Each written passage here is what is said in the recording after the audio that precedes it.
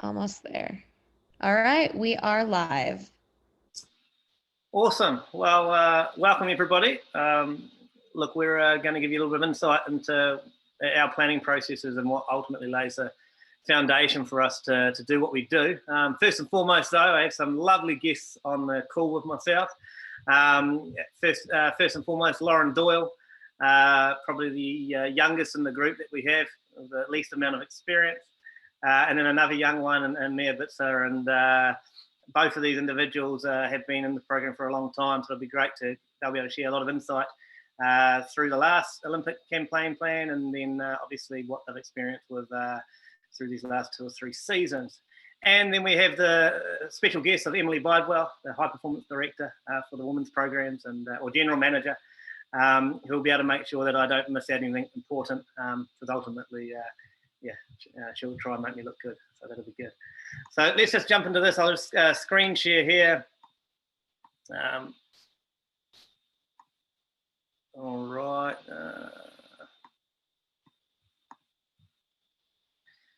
So the whole purpose, again, is understanding how we build this program to make sure our direction and where we're going is nice and clear, and then we understand what tools we have to achieve it. A great saying by one of, I hope everybody that's on this call would know who this person is, but one of your former presidents. In preparing for battle, I've always found that plans are useless, but planning is the indispensable part. And I think what's pretty cool about that is ultimately, if we've got a plan, we've got an understanding of where we're headed and how we feel that we're going to achieve that. Yes, is it constantly changing based on things that we can't control, and also us identifying, having revelations and understanding of gaining more understanding as we go along? Yes, of course, but it gives us a compass. It gives us something to refer back to consistently as we go through this the so-called active learning process, to keep us going in the right direction. Because ultimately, if we don't have any plans, then we've got no idea where we're headed. So nice little one there. We try not to get too complicated, because ultimately the simpler it is, the easier it is for me to understand, let alone the people that have got to go out there and put everything into action. So plan, we obviously put that into action, we gather that info, and then we assess where we're at and what changes need to be made and what needs to be continued on that path. One of the key things that we identify straight up front is that we actually understand what we've got to work with. So regarding our players, our resources, whether that's staff, whether that's equipment, time, it's really, really key that, it's no point having a plan where you're like, okay, cool, to achieve this, we need these 3 things, but you've actually only got 2 of them. And it doesn't mean that you can't achieve the same outcome, but we've just got to make sure that we've got the resources and we understand what we've got to work with most effectively. So looking at the strengths that you have within, in this case, obviously within our team, within our management, within our facilities and our daily training environment, what the potential weaknesses are or things that make us vulnerable, possible opportunities that we've recognised we haven't done previously, but we've recognised as something that can add value to us. So the opportunities that we haven't taken a hold of yet, and then any threats that we feel that we've seen them before, we don't want to see them again, or hey, actually, look, we've seen it happen with other teams, we've seen it happen in other situations. Being aware of them up front means that it's a lot easier to, well, obviously we can identify it quicker and choose the course of action to make sure that we're as strong as possible moving forward. So then alongside this, really defining what success looks like. Now for us, there's a bit more emphasis on what this picture actually means. Obviously there's a gold thing in the middle there, but also how we've referred to our so-called mission over the last couple of seasons. The target elements constantly been involved. Now we'll get into that more as we get further through this presentation. But it's key that you know where you're going, and I just love this little picture here. It's having that vision first and foremost. You don't have to have the plan to start off with. So often people have these visions and or these dreams, and yes, the how they get there, etc., is missing, and that's why it's not achieved. But when we're looking at ultimately setting ourselves up to maximise where we go, if we can't see it, we ain't going to achieve it. And it's something that we looked at last year as a starting point, about breaking the ceiling of the top four, which we hadn't achieved previously, and really making it clear in our heads, and then using the opportunity with Barrett's, which was our first championship, to actually set the scene 4 weeks prior to that of, doing a SWOT analysis of, look, if this is the vision, if this is what we really want to achieve for the first time as our mission, what makes us, or gives us a chance to achieve that, and going through that process, and what are those threats, etc., etc. But the first thing is you've got to be able to see it, otherwise, you ain't going to be anywhere near it. Some questions to ask yourself or to reflect back on, again, as I've highlighted here. Make sure the goal's first, or make sure you know where you want to go first. Understand your team. What are you going to do to make sure that you're in the bit? Like, what makes you different? And this is not just on the pitch. This is the group of people that you're working with. What is special? What makes you stronger? Or where's those opportunities because of the point of difference, in your squad and what you have there, to really get the best out of that. And then make sure that, okay, cool, we've got this vision of where we want to go, but really does the vision align to where, in our situation, the game is going, as much as it aligns to what our team can potentially do. So what you're going to experience out there, the opposition, rule changes, it's all got to be interlinked. So that's just to give a little bit of insight initially, in the sense of setting the vision and understanding yourselves. I think this is quite nice, and Emily's actually recently just updated this off the back of what she's been working through with us, and Rob Kane with the 15s group, just on the things to make sure that are critical ultimately, that are in our campaign plan, and aligning that. So, I mean, Em, would you like to? It'd be great if you could jump in here a little bit more and give a bit of insight in the sense of how you came up to identifying these core aspects. Yeah. I mean, I think what we want to share, through the course of this webinar, we really want to provide, insight into what Chris, Lauren, and Mia are doing on the women's 7 side, but also, from your own, with your own planning, with your own teams, just the things that we consider when we look at a campaign towards a pinnacle event, and how you those elements, or those planning elements, into the plannings that you're doing with your teams. So, Chris has already talked about some of this, but the things that are really important to consider. So for us, we're looking at the Olympics, or the World Cup, which is in, both in 2021, which adds some fun elements to planning for the women's side. Or you could be looking at your season, you could be looking at a near a championship, you could be looking if you want elite or WPL, whatever, wherever you coach. So really, whatever your pinnacle event is for that year, that, you may be working on a 2-year cycle. So you might be rebuilding right now, thinking about a WPL championship in 2 years or 3 years. So what is your length of your, so how long, and what is your pinnacle goal? What are you trying to achieve?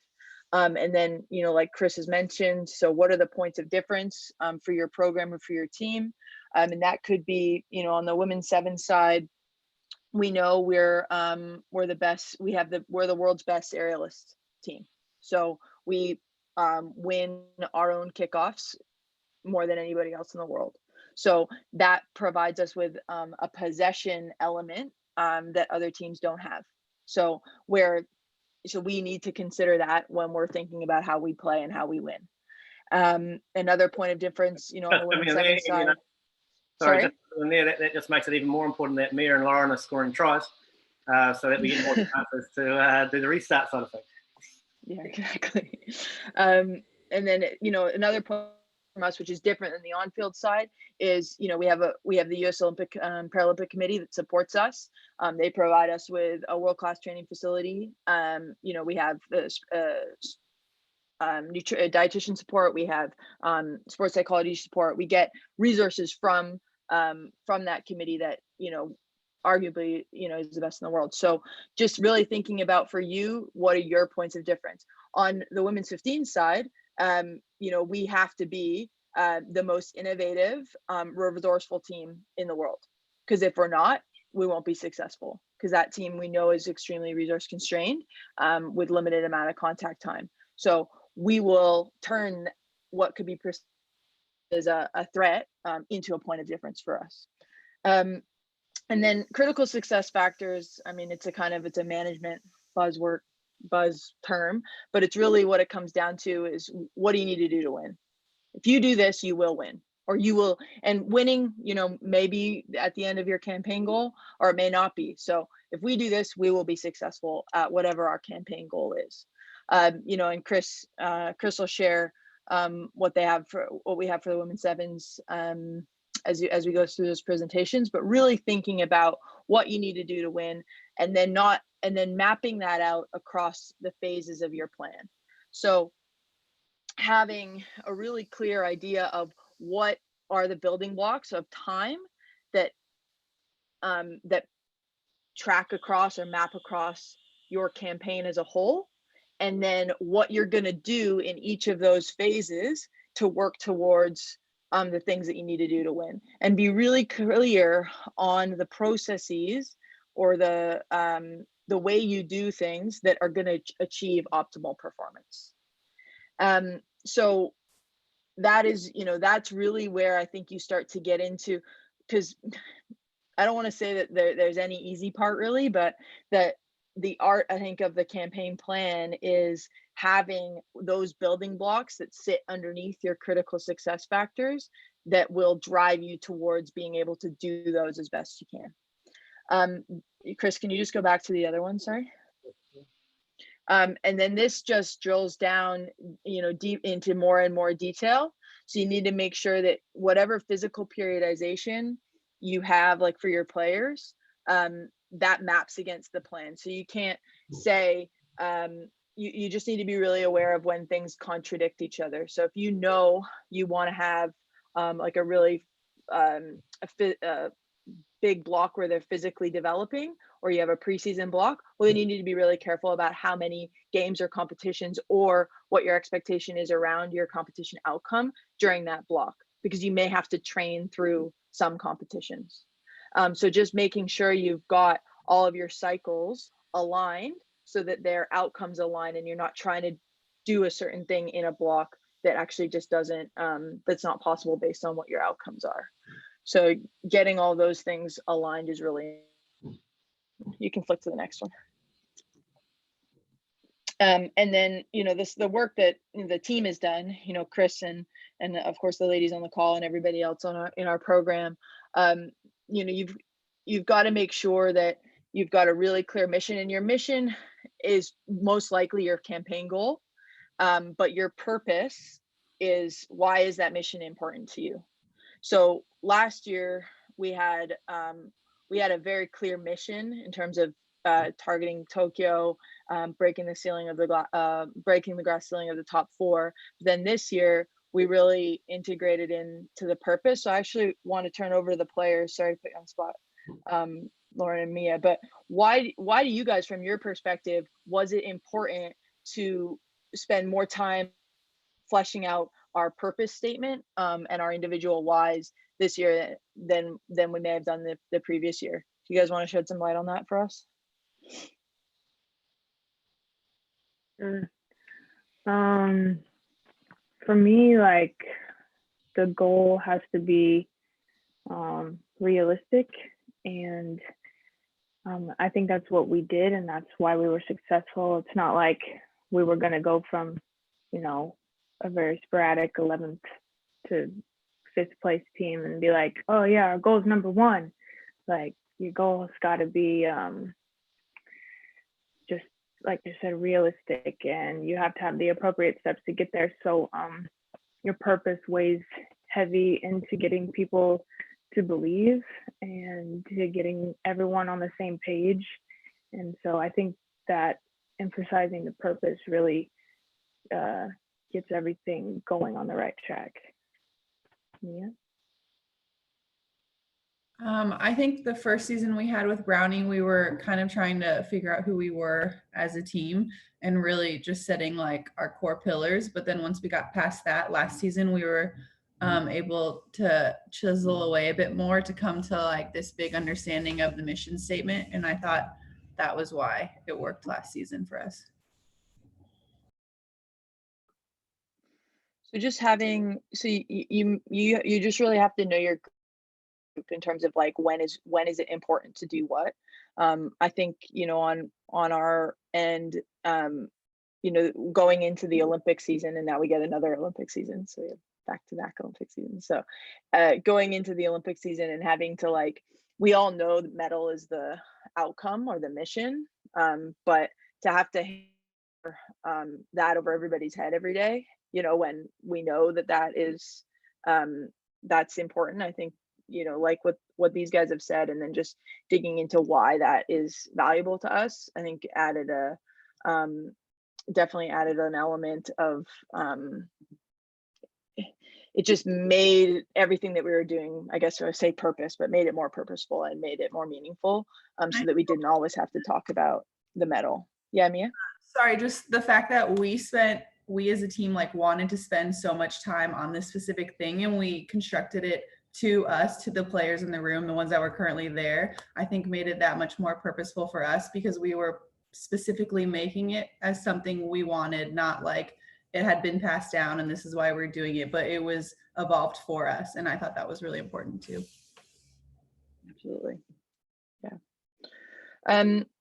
So just to finish up, just to route back to like the contents of a campaign plan. I mean, from a rugby, well, any sport really, it's not rugby specific, but you just, based on what your points of difference are from a rugby playing perspective, based on what you want to achieve, you know, you'll have your playing framework, whether you use, you know, it doesn't really matter if you're heavy in structure or use a principles-based approach, whatever it is, just being really clear on what that is. And then having key performance indicators that link to that playing. We may just have lost Emily Bible. I know she's been having a few issues with the internet, but just as she's going to say there with regards to making sure that those key performance indicators are linked to, yes, the way that you're playing and the skill sets that you have, and ultimately the vision where you're going. So, and I think Lauren highlighted a nice point before. Yes, they you know, they need to be inspiring in the sense of like you aspire to achieve them, but they also need to be at the level of actually we can actually see ourselves achieving these KPIs or key performance indicators. You know, otherwise disillusion sets in pretty damn quickly. And then from that point, it's yeah, again, you're going back and forth constantly about between what do you have to work with. You know, we look at staff makeups, roles and responsibilities. Okay, what do we have? You know, how are we complementing this group? How are we allowing what's it called, facilitating so that they're in the best possible position, no matter how big or small your staff is, if it's just you and you're coaching your university side, etc., or your under 14 side, it doesn't make a difference whether you've got 10 staff that work under you, and it's literally recognising what you have and then prioritising what's most important, and building that plan aligned with the other aspects that we've highlighted. We're going to jump over into a couple more slides just now, but the final part of the process when we're looking and reviewing whether we've actually set ourselves up and done our planning effectively is, you know, what's the review part of that? How often are we reviewing? What are we reviewing? What elements? And as I'll show you as we go through these next few pages, you'll start to see how simplistic or basic some of it can seem, and how we go about it. Often the best way of doing review processes is allowing people time to share, to reflect, and either document or have those conversations. And but it's again that's the when or the frequency and why you're doing what you're doing. So just to give a little bit of insight, should I put you on the spot and ask you to quote it without putting it up, ladies?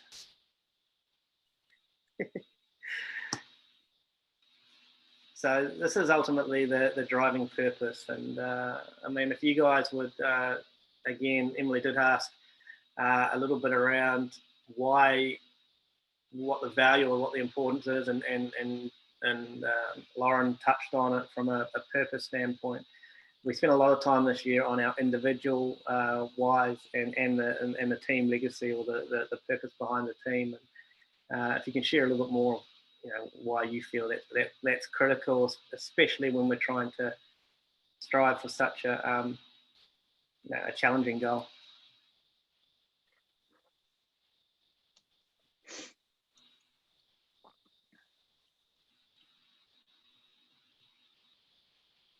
Either one of you would be great.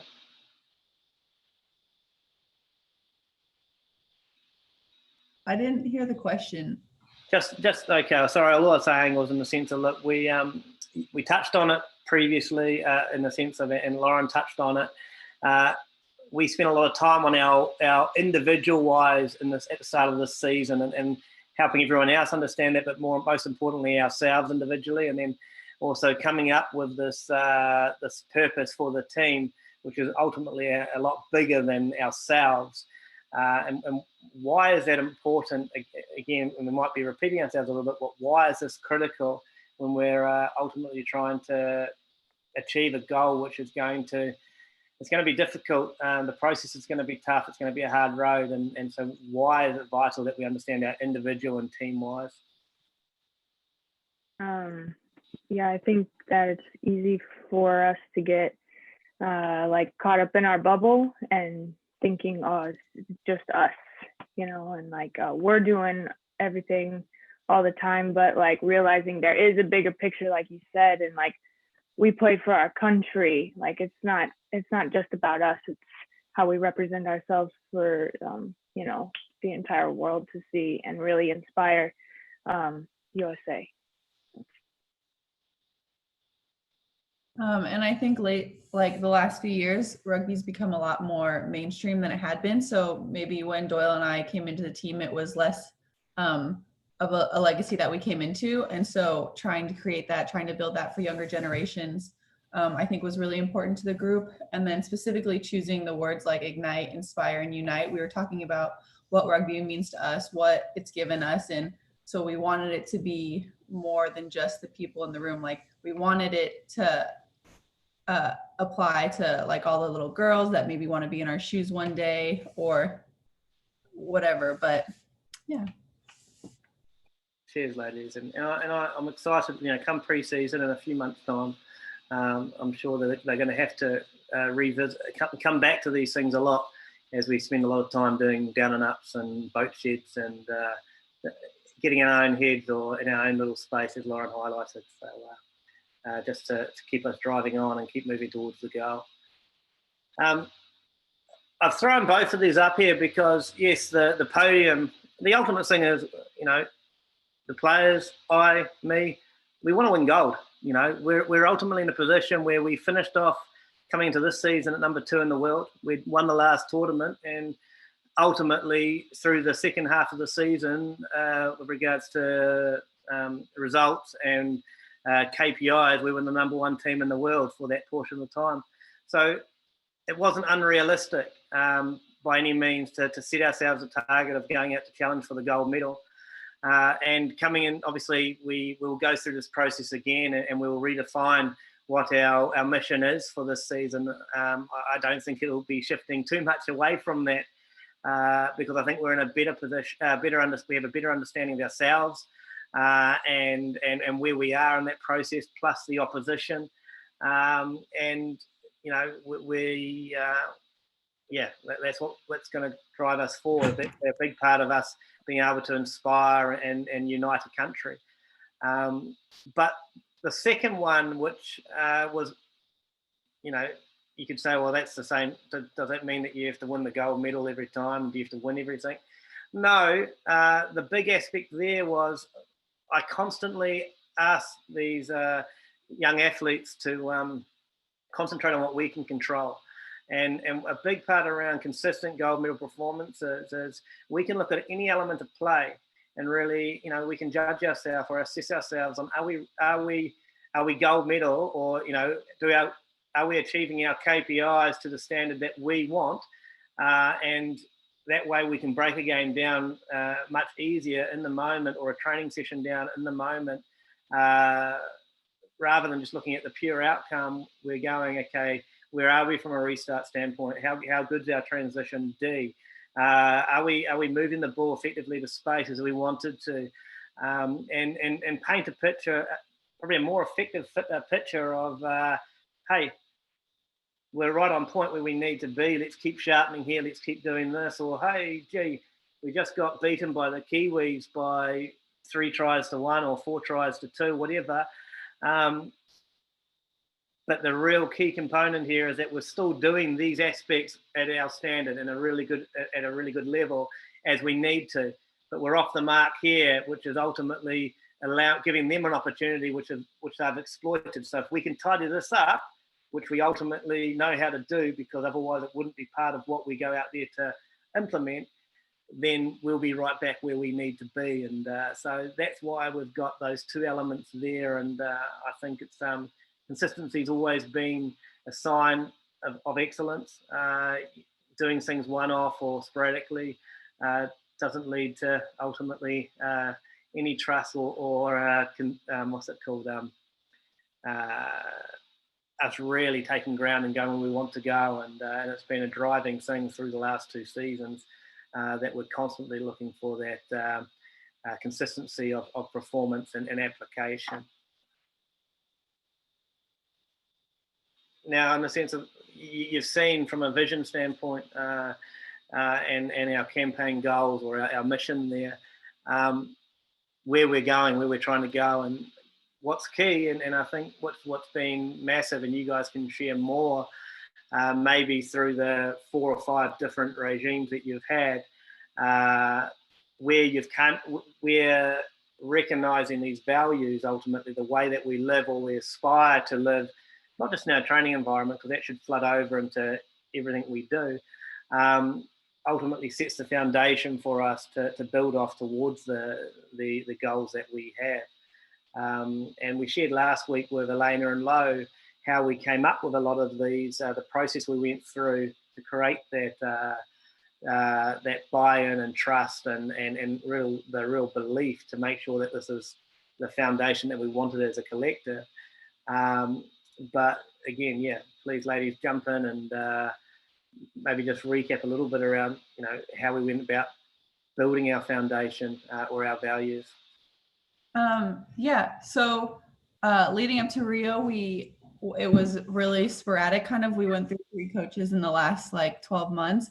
So we didn't have set expectations or standards or team values that every coach had wanted us to do. So when we set these values as a team, and these were our standards and this is what we want to be held accountable to, it was really cool to then have something that we were all working towards, versus having 20 individuals having their way of thinking what they think a good teammate should be or what they think the team needs. So having these written out, we came up with them together, and just having standards for us to hold ourselves and each other to, I think, really helped us. Yeah, the last slide is what inspires us, and what we want to leave behind. And this is just a standard of how we want to be every day on the daily, to kind of check yourself and realize that, we are working towards a bigger picture. Like Mia said, we went through 3 coaches before the Olympics that year. And there was really no emphasis on culture. Everyone seemed to be more how play rugby type of thing. So it's been a really, I'd say, enjoyable process to be around this type of culture, and how much you can grow as an individual, not only in your rugby game, but just as a person. So yeah, I think that our values are definitely something that we hold high now, and that's really helped in our whole entire gameplay. And I want to touch on two things, one from what Mia and one from Lauren, but they had a lot of changes going into the last Olympic cycle. Now, what we experienced through last season is we built this out together, and but it took time to actually become real.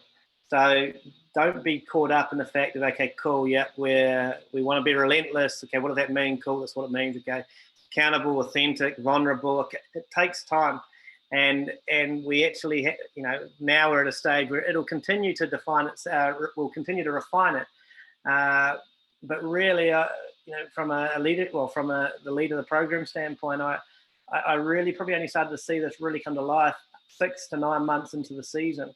So if you look back at where they had all the changes prior to the last one, even if they had tried to really emphasize the culture and the values as the driving force rather than the on-field components, it would have been pretty tough on them to be able to get the results in this aspect to make sure that they had a nice strong foundation. And we've been blessed now that we've got another year to really ensure that this becomes more of us, and we've got less aspiring going on and a lot more kind of this is just how we are and this is how we go about business. And we, as Lauren highlighted, we become more consistent, quality individual leaders that complement each other. When we are now looking at the critical success factors and what's going to make us ultimately give ourselves a chance of achieving our mission, we did a nice review, and then it wasn't really nice, but we did a review, quality review, let's put it that way, in February, just looking at the first half of this last season, and really pulling ourselves apart to the point of, not in the sense of, we had a pretty clear plan, we had a very clear plan coming into this season, which complemented and built off the back of year one. But just going through that, we had a plan, we acted, we gathered information, saw how it was going, and then and that's what we did in this mid-year review, was collect more and more information and then assess where we felt, okay, cool, this is where we're at right now. Cool, what's changed, if anything? How are we going to continue progressing forward? What's going to be the key factors? And I think we can, ultimately, if we look at it here, we put 3 things, where we come up with 3 things, or identified 3 things or 3 themes that ran through most of the feedback, and also what we know about our team that was going to ensure that we were in the best possible spot to compete for that medal come July 31, 2020. You've seen Brave, or our value system. We identified a lot of this group's been growing from a mental agility standpoint and self-awareness, understanding how to get themselves into the best possible spot, whether it's in the moment, whether it's chopping and changing through a tournament and training, off pitch, etc. Their awareness has gone through the roof, and it's just a continual process of how we can embrace the pressures of life and performance, and keep ourselves and functioning at a consistent level that we're obviously striving to achieve. And then being very deliberate in some of the stuff, whether it was performance communication training, in the sense of how we wanted to make the players uncomfortable, for them to get more comfortable, cliche saying, be comfortable being uncomfortable, but in the sense of more comfortable functioning in those scenarios and enhancing their belief and understanding of what it feels like and what they can actually do, was one of the big things on enhancing our resilience. Second part is we put world's best physical condition team. Now, the more I look at it and refine it, I see it more so about being the absolute best when it comes to being fit for purpose, for how we want to play, and what we want to do out there. Because if we ain't in the condition that we need to be to play at the speed, to use the physicality and the abrasive style of play that we like to play, then we're 3 minutes into the game and our standard of quality has dropped off, and we're giving opportunities to the opposition and making it tougher on ourselves. So, and then really aligning everything that we do, from our values and the mental skills training, the vulnerability stuff that we dive into to create enhanced connection, making sure that everything we're referring to is looking through the same lens towards that goal, and it's integrated through everything, whether we're on pitch or off pitch, and to make sure that when we want to step onto that pitch and ensure that our defence or our components of play are on point, we're living what our environment or our culture has bred ultimately. And that's why when you think about it from a foundation standpoint, we can highlight these three things, but all of those areas are going to be limited if our foundation isn't strong, or our values ain't clear and we ain't living them, because we're ultimately, any form of compromise stops how far we can progress. And then just in the sense of, obviously the first part, what we did, the previous slide was about what the team needed, and at the bottom you would have seen about, it doesn't really matter if we're not brave or our foundation's not strong. And these are some of the things which I'll get the girls to dive into, especially around point 1 and 2, where we came away, and it wasn't reinventing the wheel, but it was just refining the process again. Of we must, as a program, as an environment, we must have these 4 things, plus the high it says high ES and high SLC, which refers to high execution standards and high safety, love, care regarding, and there's a lot more into that, which is for another day, but ultimately there's got to be a safety there that allows for maximal growth, and an accountability and a standard of execution to make sure that we are driving forward. Otherwise, we won't be going where we need to. But yeah, ladies, if you can just share a little bit more around what point 1 and 2, and also what we did over the last 4 weeks of this season. Feel free to share whatever you want to share, on those aspects and why they came out so strongly in this last review.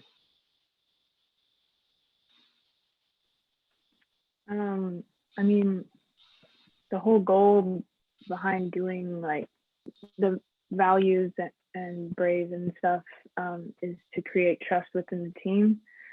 If you don't trust each other on and off the field, it can really reflect in the gameplay. So trust is a huge part of our game.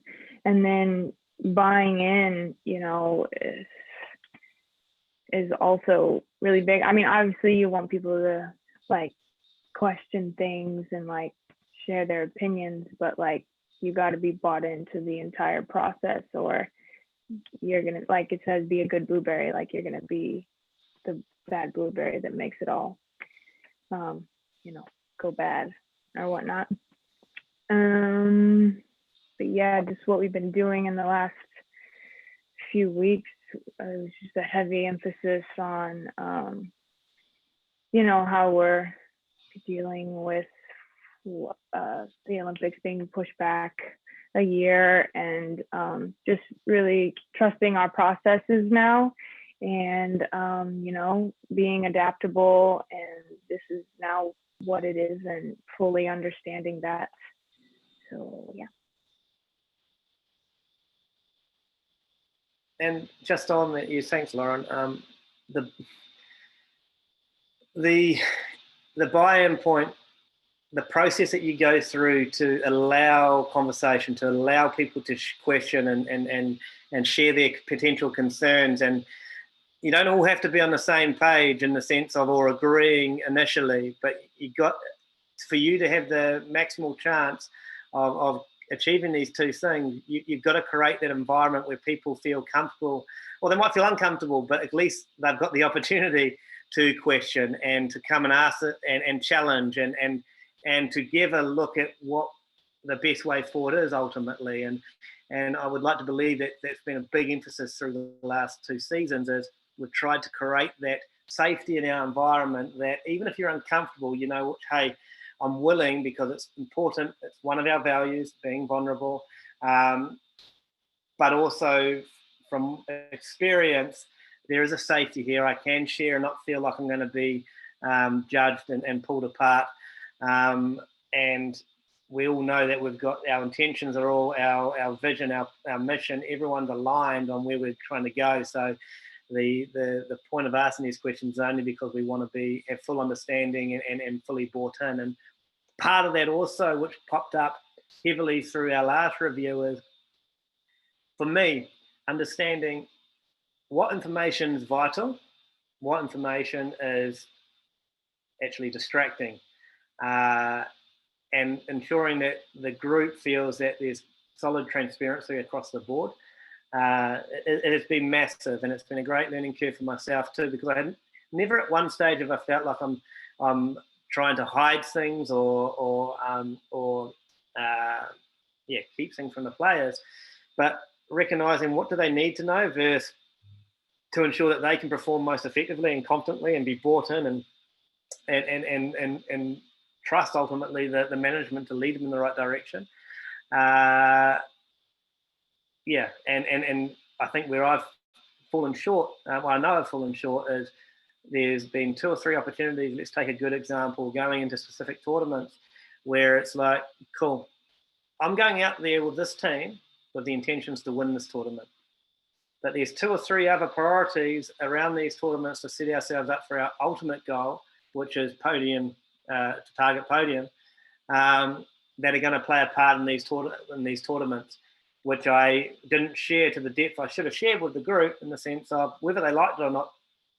Well, that's a non-point. But the fact is that would have been more. I would have got more buy-in and more confidence and trust ultimately if I had shared, okay, cool, going to these 2 tournaments, we're going out there, yes, first priority is to trust our processes, to go through gold medal performances and what elements we can, and I'm expecting whichever players on that pitch to do their job. There will be, compared to normal, what you've experienced previously potentially, and maybe it's not something that's just a one-off. Maybe it's the approach moving forward. However, it's different to what they've experienced previously, which creates a little bit of edginess, you know, doubt, etc., and then affects that first point, the trust. Laying it out up front and saying, based off the process, how we've planned, what we've actioned, what we've collected regarding information,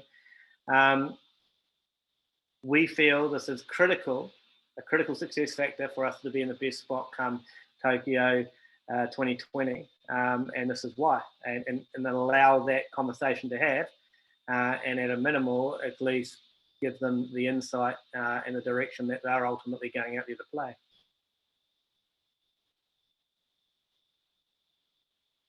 Which comes into ultimately here. We go around and round in circles in the sense of what did we learn? What did we, here's the plan. Cool. Going out to implement it. What are the different ways that we look at reviewing throughout a campaign plan? If we just take 1 year at a time, so this last 9 months or the last 12 months, here's an example of here's ultimately what we go through. We look at it from an individual standpoint, so individual development plans. How that's unfolding, what are the individuals, coach or player, etc. What are we committing to? What's the process to achieving it, and being able to tick that off and reflect on that constantly throughout the process. That comes into ultimately how we design our sessions, and a big thing. And I was privileged to have a webinar yesterday with a guy called Mike McGovern from World Rugby, and he was just sharing that the best planners they spend the majority of the time on what could happen, so their preview rather than their review. And where I feel that we've got this right and where we've got it wrong, and why I say wrong or less effective versus being really effective, is where we've gone into training phases and then broken it down to the weeks and the sessions. And it's been very, very clear on these are ultimately 1, 2, or 3. These are what we're trying to achieve during these blocks. And if we take it back down to the session, going out into that session, all right, sweet, set the scenes, being clear as daylight, and we're all on the same page. This is what we're going out there to enhance and assess. And when we're in the session, we're able to refer back to those points so that it's nice and clear and streamlined. And then at the end of the session, ultimately, did we achieve it? Did we not? If we achieved it, brilliant. What challenges did you experience that you may not have anticipated?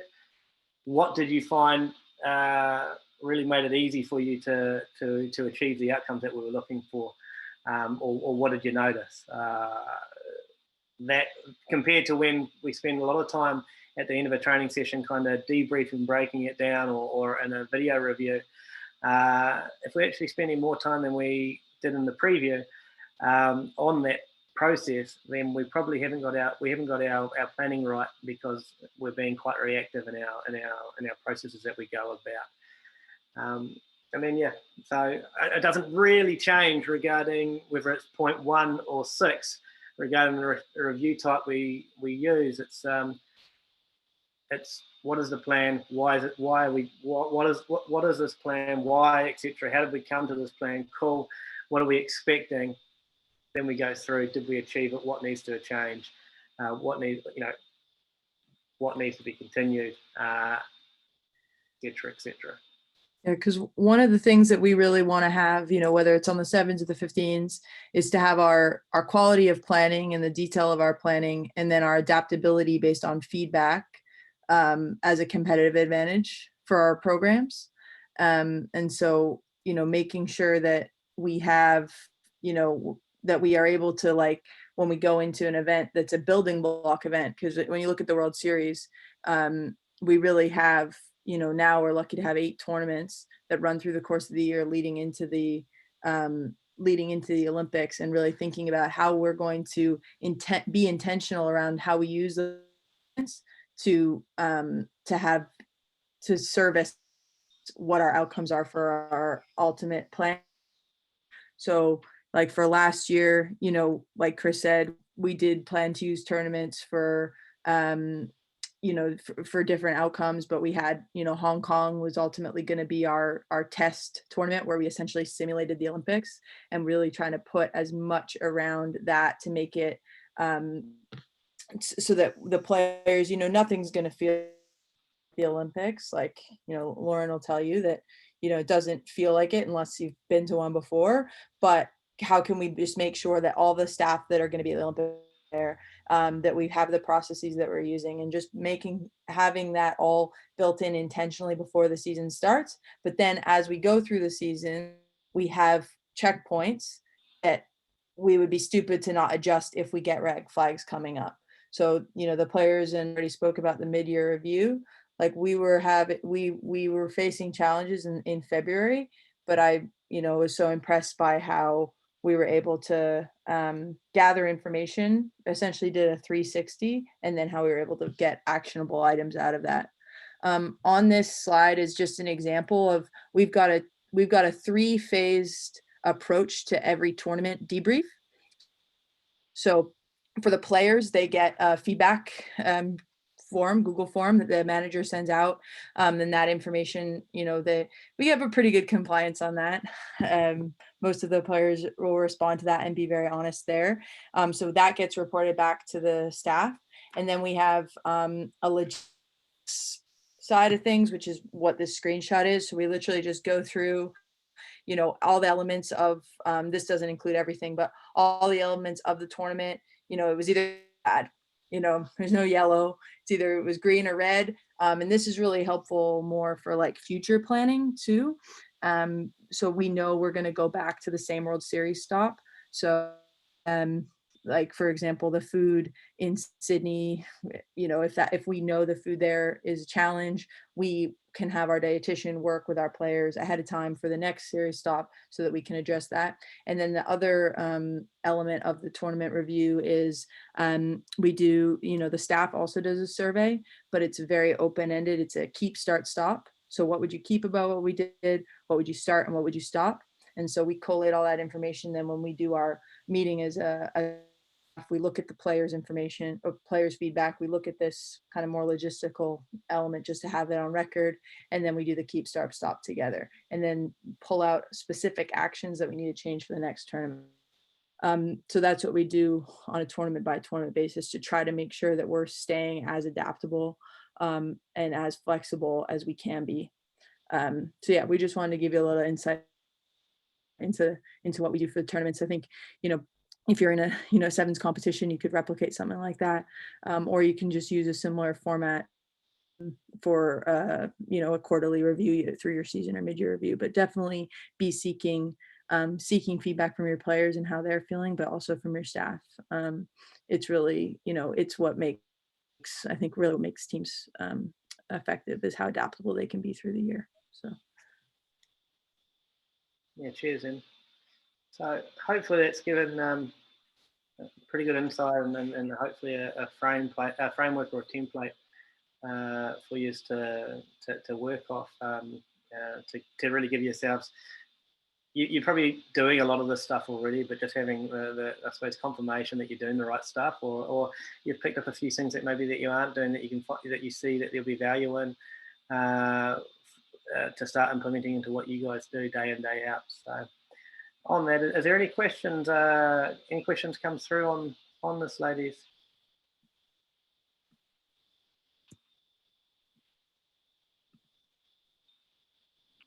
Yes, there have been questions. This one says, let's say it's more for you, Brownie. Is it easy to find people that share your values and will believe your mission? Where has Women's and USAR overall found these resources? And that's what you got to remember is, if you come in with this is what I've learned. If you come in with a preconceived ideas, or this is how it's going to be and this is the way we're going, then it's going to be probably a lot more resistance experience. But if you can come in and show yourself in the sense of, as you go through developing the values and you show that you're 100% committed to that first and foremost, and bring in all the key stakeholders, and for us, every player is a key stakeholder into defining what that mission looks like. And you think about, the team I stepped into, they were number 5 in the world. They had a bit of success coming into that last period before we started again in September 2018. They knew that they weren't far off, and a lot of what actually defined what our mission was and the values came out of their mouths before we even, Emily and I even directed it there. It's funny, we spent weeks planning and then looking at what we want this team to represent and the people, how we want to see them develop and grow into the leaders and ultimately the influencers in society. And it all come out of their mouths. So that was quite cool, because then that meant that by them making statements and us just helping align it towards the ultimate vision and help them create that vision, we were able to kick on pretty damn quickly. So is it difficult? It is if you don't identify. It can be difficult if you don't identify the right people. And what I say by right people is that there's got to be a giving mindset. There's got to be a kind of a sacrifice, a willingness to help. And it's not about having perfect people, but it's about having people that are open to developing and growing. And if they're in that mindset and they first and foremost focus on self rather than pointing fingers elsewhere, then we can, as a unit, develop that foundation to start living and reflecting on, and all grow as people and ultimately become a lot more aligned and head in the right direction. So that would be, hopefully that wasn't too much blabbering.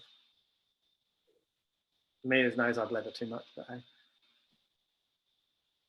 There's another question here that says, can you speak more about enjoying the process? And I think one thing to keep in mind is that this is obviously all of our dream job, like playing the sport we love for a living. But with that being said, it's not easy day in and day out to like push yourself to exhaustion. And then you have good days and you have bad days within the environment, but just finding like little moments with your teammates, maybe after a really hard conditioning when everyone's like, we just did that together, or being rewarded with going on tour and getting to like spend so much time with your teammates and doing the thing you love and representing your country. All that just brings a lot of joy, and those little moments that you find when you look back on your career, you're not going to remember what you like won or lost or whatever, but you'll remember all the moments you got with your team. And I think that's where I find the most joy. And when you what was already happening before I become part of this journey with these young ladies is and a tournament standpoint, at the end of games, they do these shout outs and celebrate these great moments. And when people think about, okay, what's my individual legacy, or what's my vision for my life, what's my purpose, and what's my drivers, what's my individual why, they're key and they're critical. But as much alongside that as it's recognizing what you do enjoy in your daily environment and your daily life, that when things do get tough, that it might be literally a one page in a book or a few notes on your bedroom wall, in the sense of that remind you. It's almost like a gratitude training. Remind you of what you do enjoy and why you do it, because it does get mundane and painful at times for everybody involved.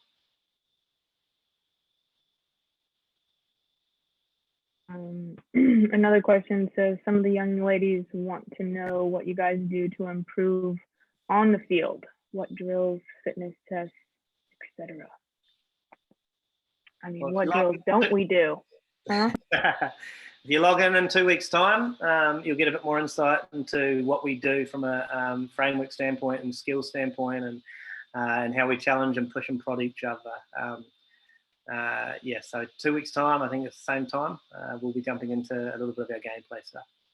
But with that being said, like Brownie has field sessions planned out for us, whatever, but we all have our individual skills that we need to work on. So I think what's really inspiring and a huge part of our team and the culture is the amount of time everyone spends, like even after a really hard session, perfecting their individual skills, whether it's kickoffs, whether it's scrum half passing, line out throwing, whatever. I think that's really an important part of it.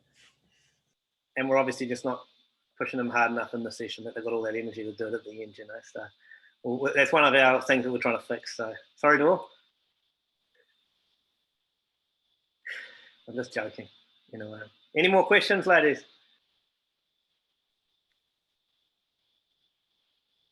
What role do team captains and players in leadership positions play in terms of reinforcing team values and goals? Lauren Doyle. At the beginning of our sessions, I think captains and really the people that have been around the longest, we make sure to set intentions for the session and what the goal of the session is, and then at the end bringing everyone together. But I'd say it doesn't necessarily fall too much on captains. I think with our values and Brave, like everyone leads in their own way, and just understanding that, and it's just a really inclusive environment for us. I'm glad someone asked that question, because I think Lauren summed it up very nicely, is where we are currently. And I've got 20, or Emily and I have got 22 players, 23 players this last season in the squad, and then each one of them has a lot of qualities that people want to follow, and it's our job to try and get more out of them, more self-awareness, and help them develop through that processes so that they can become the best leaders, because the best leaders also know how to follow and submit when they need to, and also step out and take charge when they need to. And I think that's been a big part of what we've been trying to do over the first 2 years, is develop each and every individual. But then you do have your senior players who have a little bit more experience through different situations and for different reasons, and a lot of the young ones that do come in, it is expected that the leadership is just like the coaches, and the management are the ones leading by example, more so than necessarily what they're saying.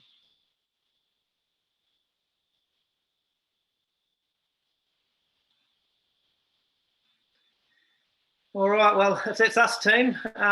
Yeah, I hope that was insightful. Emily, you got any last words?